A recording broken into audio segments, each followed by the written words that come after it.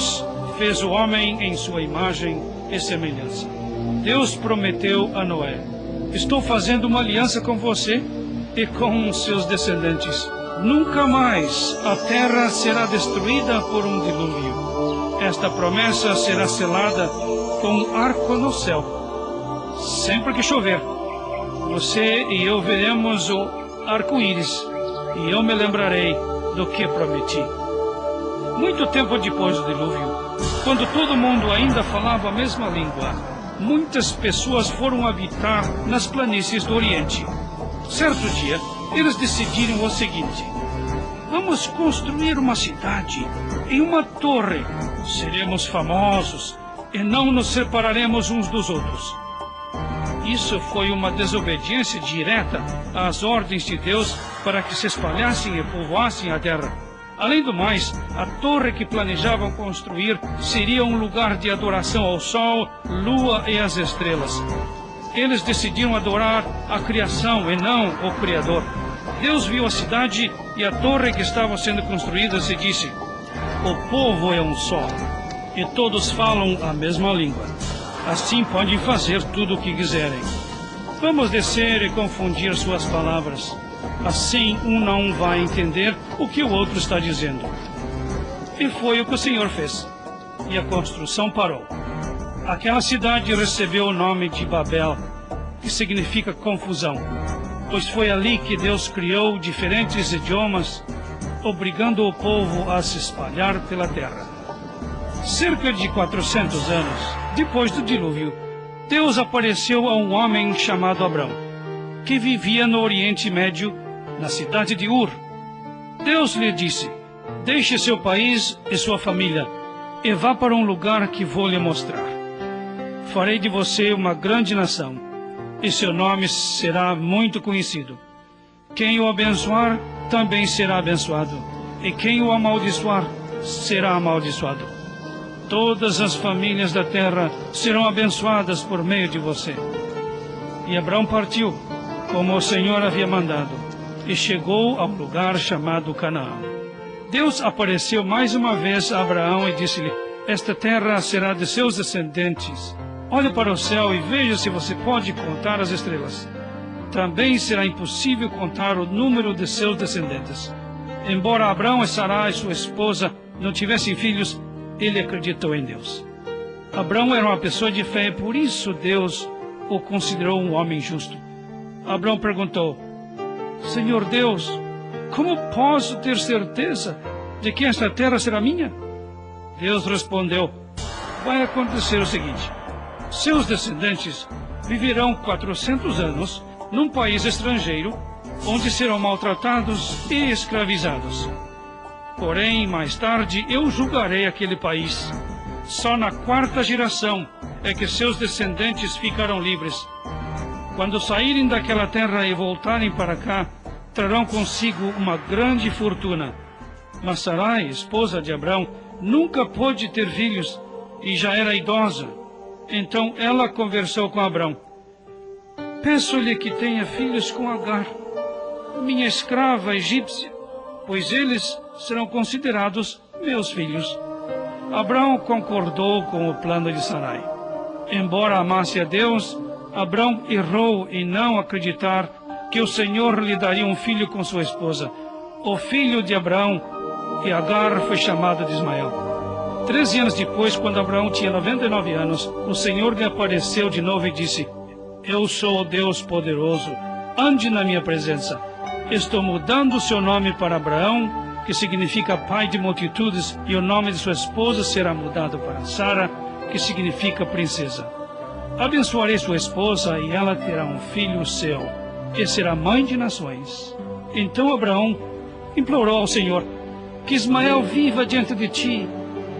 Deus lhe respondeu: atenderei seu pedido e abençoarei Ismael. Multiplicarei os descendentes dele e farei dele uma grande nação. Deus cumpriu sua promessa a Abraão, pois Ismael deu origem aos países árabes. Deus continuou: mas será com o filho de Sara e com os descendentes dele que farei uma aliança eterna. Algum tempo depois, Sara deu luz a um filho que foi chamado de Isaque. Quando Isaque já era grande, o Senhor pediu que Abraão provasse quanto o amava. Deus o chamou. Abraão, estou aqui. Ele respondeu. Deus lhe ordenou. Pegue seu filho, seu único filho Isaque, a quem você tanto ama, e vá para a terra de Moriá. Eu indicarei o monte onde você deverá sacrificar Isaque como oferta queimada. No dia seguinte, bem cedo, Abraão levantou-se e chamou Isaque, como Deus lhe havia ordenado, e partiram. No terceiro dia de caminhada, Abraão olhou adiante e viu o lugar indicado pelo Senhor. E pegou a lenha do sacrifício e deu-a para Isaque carregar. Abraão pegou uma tocha, uma faca, e os dois subiram ao monte juntos. Isaque perguntou: Pai, nós temos o fogo e a lenha, mas onde está o cordeiro para o sacrifício? Abraão respondeu: Meu filho, Deus proverá um cordeiro para a oferta queimada. Os dois subiram até o lugar indicado por Deus. Abraão construiu um altar e arrumou a lenha. Depois, amarrou Isaque e o deitou sobre a lenha no altar. A seguir, Abraão pegou a faca e preparou-se para matar o filho. Neste exato momento, um anjo do Senhor gritou do céu: Abraão, Abraão, eis-me aqui. Ele respondeu. O Senhor disse: Não faça nada a Isaque. Agora tenho certeza que você me ama acima de tudo, pois não poupou seu único filho. Abraão levantou a cabeça e, olhando para trás, viu um carneiro com chifres presos numa moita. Abraão pegou o animal e o sacrificou em lugar de seu filho. A Bíblia diz que Abraão sabia que Deus cumpriria as suas promessas em relação a Isaque, nem que fosse preciso ressuscitá-lo dos mortos. Porque Abraão tinha fé em Deus, o Senhor lhe prometeu: Vou abençoar muito você. Seus descendentes serão tão numerosos quanto as estrelas do céu. Todas as nações da terra serão abençoadas por meio de seu filho, porque você me obedeceu. Abraão ficou muito alegre, pois entendeu que o Salvador, prometido há muito tempo lá no jardim, seria descendente dele. O teste que Deus fez com Abraão também ilustrou como Deus, o Pai Celeste, um dia ofereceria seu único e amado filho em sacrifício a favor do mundo todo. Mais tarde, Isaque se casou e teve filhos gêmeos, Esaú e Jacó. Mais tarde, Deus mudou o nome de Jacó para Israel, e ele foi escolhido para dar continuação à descendência prometida. Jacó teve 12 filhos. Um deles, José, foi vendido como escravo pelos próprios irmãos. Mas a providência divina fez com que ele se tornasse governador do Egito, e José trabalhou ao lado do poderoso faraó. José era um homem de Deus e perdoou seus irmãos. Quando houve uma grande fome no mundo, ele chamou todos os seus parentes para morarem no Egito. Assim, 70 descendentes de Abraão, Isaque e Jacó, conhecidos como os filhos de Israel, mudaram-se para o Egito, onde mais tarde seriam escravizados, exatamente como Deus havia dito a Abraão.